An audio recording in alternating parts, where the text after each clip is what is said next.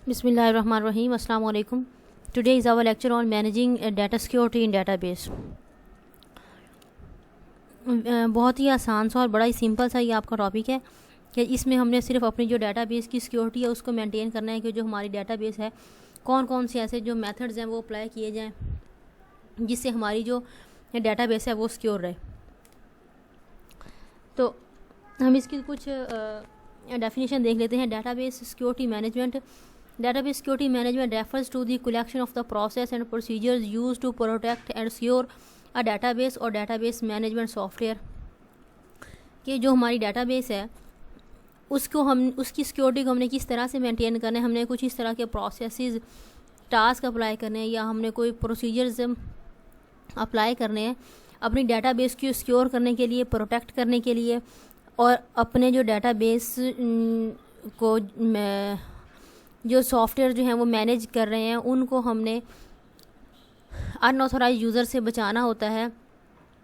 और मुख्तलिफ ऐसे टास्क होते हैं जो हमने अप्लाई करने होते हैं अपनी डाटाबेस की सिक्योरिटी को मेंटेन करने के लिए। तो यहाँ पे है जी हमारे पास डाटाबेस सिक्योरिटी रिक्वायरमेंट्स कि हमने क्यों ज़रूरत पेश आती है कि हमने अपनी डाटाबेस की जो सिक्योरिटी है उसको क्यों मेंटेन करना है, या कौन सी ऐसी रिक्वायरमेंट्स हैं कि हमने डाटाबेस की सिक्योरिटी को ज़रूरी देखना है, या फिर कौन कौन से जो है ऐसे प्रोसीजर्स हो सकते हैं या कौन कौन से एक्सीडेंट्स वगैरह हो सकते हैं जिससे हमने अपनी डाटाबेस की जो सिक्योरिटी है उसको देखना होता है। तो database security requirements arise from the need to protect data. इसकी रिक्वायरमेंट क्यों पेश आई, ये ज़रूरत क्यों महसूस हुई डाटाबेस को सिक्योर करने की कि हमने अपना जो डाटा होता है उसको प्रोटेक्ट करना है। किस से? First from accidental loss and corruption के एक्सीडेंटल लॉस के अचानक कोई ना कोई हादसा हो जाता है तो उससे हमारा जो डाटा है उसको हमने प्रोटेक्ट करना है। एंड करप्शन के कोई भी पर्सन है अगर हमारे डाटा को चुराने की कोशिश कर रहा है या उसको ख़राब करने की कोशिश कर रहा है तो उससे भी हमने अपनी जो डाटाबेस है उसको मेंटेन रखना है। Second, from the deliberate unauthorised attempts to access और अल्टर दैट डाटा, कि कोई अनऑथोराइज पर्सन जो है वो हमारी डाटाबेस को या तो वो एक्सेस कर रहा है या फिर वो हमारे प्रीशियस डाटा को जो है वो चेंज कर रहा है। तो अनऑथोराइज यूज़र्स कोई भी हो सकते हैं, कोई हमारे हैकर्स वगैरह हो सकते हैं जो डाटाबेस को या किसी भी कंपनी को नुकसान पहुंचाना चाह रहे होते हैं, तो वो हमारे जो प्रीशियस डाटा होता है उसको हैक करने की कोशिश करते हैं। तो दीज रिक्वायरमेंट्स आर डायनेमिक है। दीज रिक्वायरमेंट्स आर डायनेमिक से मुराद कि ये जो रिक्वायरमेंट्स हैं ये चेंज होती रहती हैं वक्त के लिहाज से कि हमने कौन कौन से प्रोसीजर्स किस किस वक्त पे अप्लाई करने हैं ताकि हमारी जो डाटाबेस है वो मेंटेन रह सके। जी यहाँ पे हमारे पास सिक्योरिटी के कुछ ओवरव्यूज़ आते हैं। There are 4 key issues in the security of the database just as with all security systems, कि जितने भी हमारे सिक्योरिटी के सिस्टम्स हैं उनमें ये हमारी सिक्योरिटी जो है उसको हमने जो मेंटेन ज़रूर करना होता है। तो सबसे पहला हमारे पास आता है जी अवेलेबिलिटी है, उसके बाद आता है ऑथेंटिसिटी है, उसके बाद जो है वो इंटेग्रिटी है, और चौथे नंबर पे आता है कॉन्फिडेंशियली। अवेलेबिलिटी से मुराद ये होता है कि जो हमारा डाटा है वो एवरी टाइम हमें अवेलेबल हो। ऑथेंटिसिटी से मुराद ये है कि जब भी हम अपना जो डाटा है वो अगर हम एक्सेस करना चाहें तो वो ऑथेंटिक हो, यानी उसके बारे में कोई इस तरह की कमी बेशी नहीं होनी चाहिए बल्कि वो एक मुकम्मल और परफेक्ट इंफॉर्मेशन होनी चाहिए हमारे पास। इंटेग्रिटी जो होती है वो क्या होती है, हमने अपने डाटा को हमेशा से कंसिस्टेंट रखना होता है, करेक्ट रखना होता है। कॉन्फिडेंशियली क्या होती है कि हम जो हमारा डाटा होता है सीक्रेट डाटा होता है उसको हमने देखना होता है कि हमारा जो डाटा होता है वो सीक्रेट रहे, अनऑथराइज पर्सन के हत्थे ना चढ़े, ये सारी चीज़ें जो होती हैं। तो सबसे पहले हम देखते हैं ऑथेंटिसिटी को देखते हैं। Need to ensure that data has been edited by an authorised source. Authenticity हमारे पास है need to ensure that data has been edited by an authorised source, के हमने इसके अंदर क्या करना होता है कि जब भी हमें कोई डाटा वगैरह एडिट करने की ज़रूरत पड़ जाती है, सपोज़ हमारी एक डाटाबेस है स्टूडेंट कॉलेज से, और हमने स्टूडेंट का जो मार्क्स है उसको चेंज करना है, तो वो जो चेंजिंग करने वाला पर्सन होना चाहिए वो ऑथोराइज पर्सन होना चाहिए, उसको अथॉरिटी दी होनी चाहिए कि आप जो है इसके अंदर चेंजिंग वगैरह कर सकते हैं। Need to confirm that users accessing the database are who they say they are,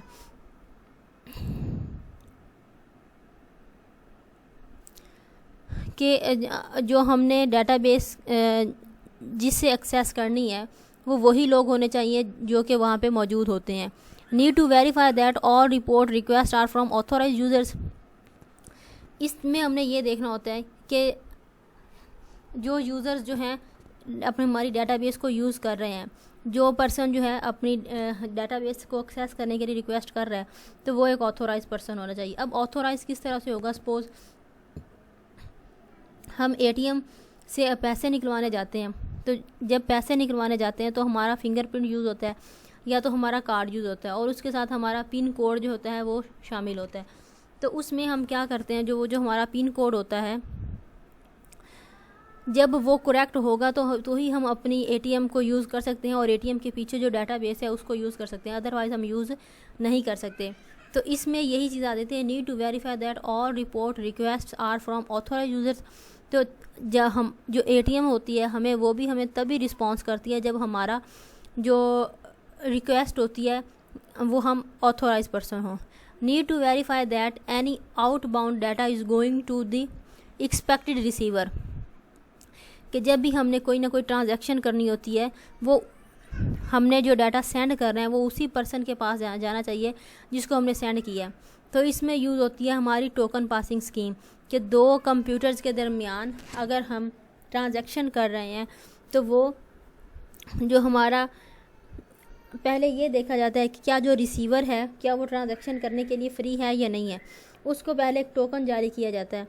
तो वो जो टोकन होता है वो ये देखा जाता है कि इसमें अलर्ट जारी किया जाता है कि आपका जो पीसी है क्या वो फ्री है, क्या वो कोई और टास्क तो नहीं कर रहा। तो जो सिस्टम होता है वो फ्री होता है तो ट्रांजैक्शन हो जाती है, अदरवाइज़ उसको कुछ नीनो सेकंड जो है वो उसको वेट करना पड़ता है कि आप जो है फ़िलहाल ट्रांजैक्शन नहीं कर सकते। तो ये जो चीज़ें होती हैं ये हमारी ऑथेंटिसिटी में आती हैं। इंटेग्रिटी क्या होती है,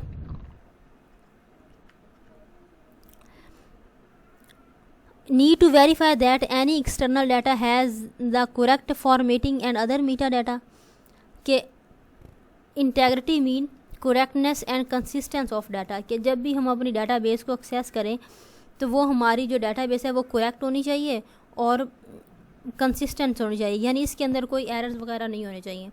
तो need to verify that any external data has the correct formatting and other meta data, कि जब भी हमने कोई दूसरा डाटा एक्सेस करना है या अपनी डाटाबेस को सिक्योरिटी के हवाले से देखना है तो हमने हर वक्त जो है उसकी जो डाटा एक्सटर्नल ब्रांचेस से हमारे पास डाटा आ रहा है, हमने देखना है कि क्या इस डाटा की जो फॉर्मेटिंग है वो ठीक है, क्या इस डाटा के अंदर जो इन्फॉर्मेशन है क्या वो करेक्ट है, कोई गलत यानी कोई कुकीज़ वगैरह तो हमें कोई सेंड नहीं कर रहा। तो ये जो इंटेग्रिटी होती है ये हमने इसके अंदर मेंटेन करनी ज़रूरी होती है।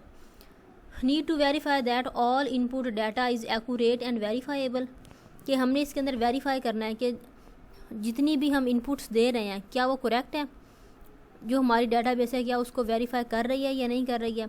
यानी अगर हम अपना एटीएम कार्ड एटीएम मशीन के अंदर डालते हैं तो यानी वो हम इनपुट ही दे रहे हैं, तो क्या वो इनपुट जो है वो हम एक्यूरेट दे रहे हैं, करेक्ट दे रहे हैं, डाटाबेस उसको वेरीफाई करेगा देन आपको रिस्पॉन्स करेगा। तो ये एक बड़ा मेजर इशू होता है हमारी डाटाबेस की सिक्योरिटी के हवाले से।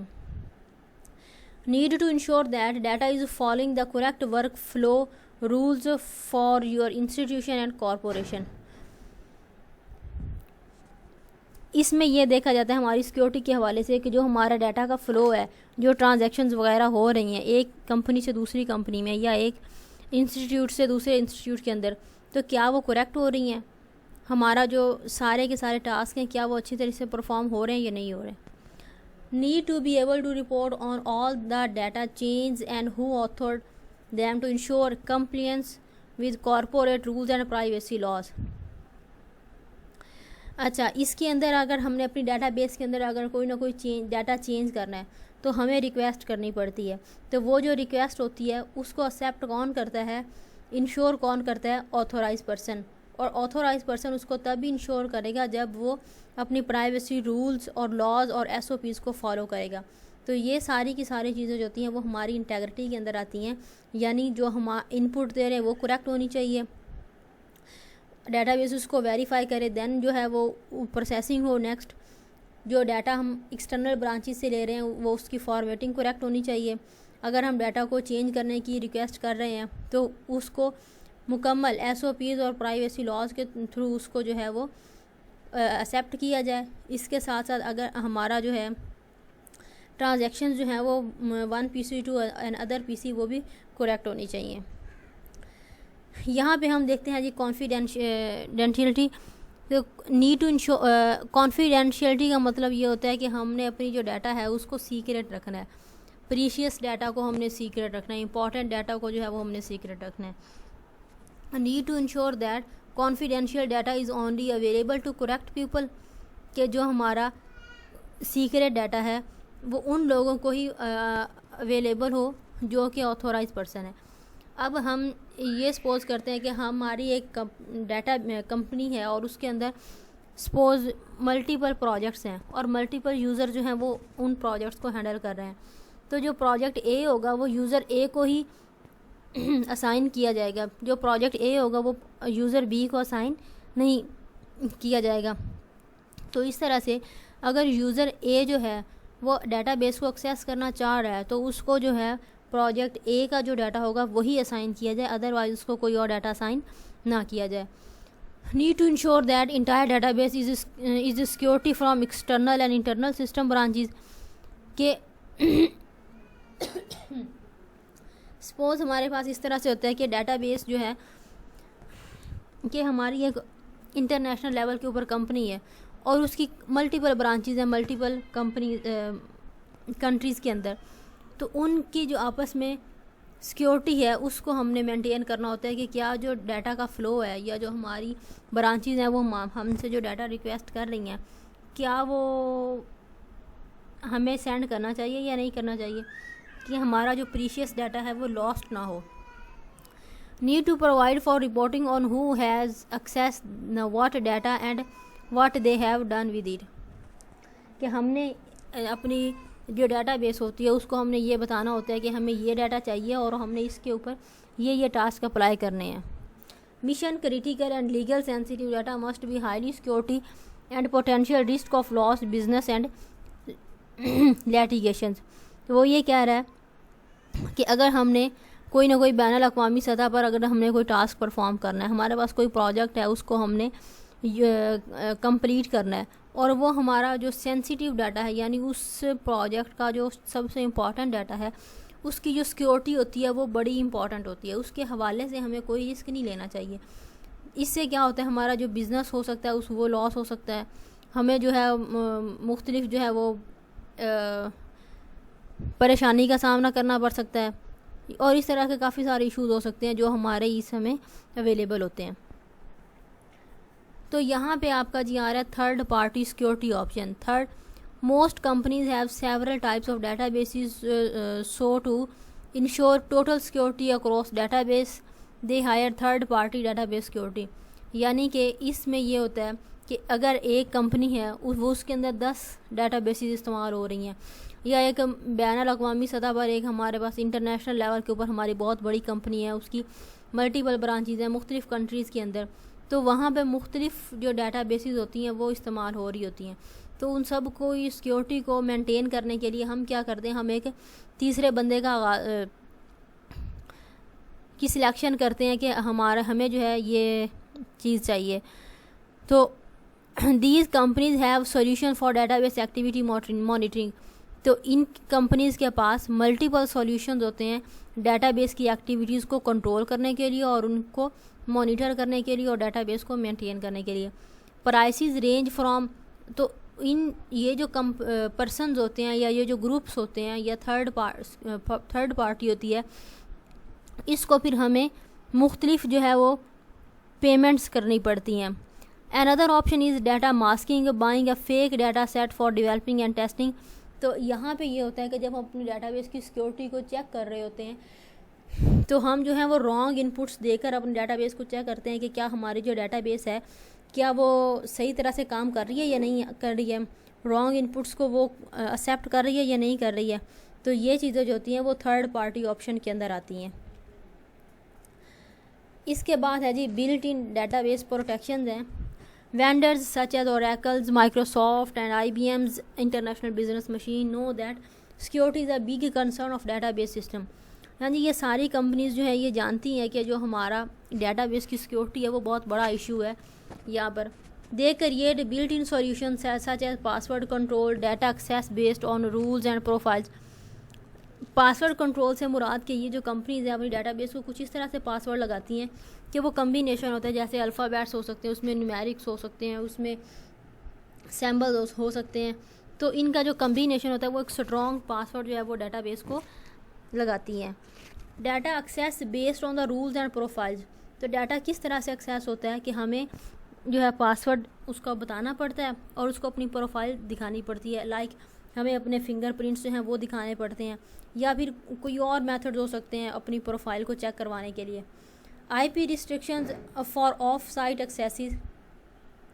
तो हमारा जो इंटरनेट प्रोटोकॉल ये जो है IP एड्रेसेस जो हैं इनकी भी रिस्ट्रिक्शंस आ सकती हैं। Auditing capabilities of who has run what report, कि हमें जो है रिपोर्ट्स देखनी पड़ती हैं कि कौन सी रिपोर्ट इसके अंदर रन हो रही है नहीं हो रही है। सिक्योरिटी लॉगिंग, के हमें लॉगिन होना पड़ता है जिस तरह से हम मल्टीपल अकाउंट्स के थ्रू लॉगिन होते हैं। तो ये था हमारा डाटाबेस की सिक्योरिटी कि हमने डाटा को किस तरह से सिक्योर करना है अपनी डाटाबेस के अंदर। तो आई होप कि आप लोगों को समझ आ गई होगी।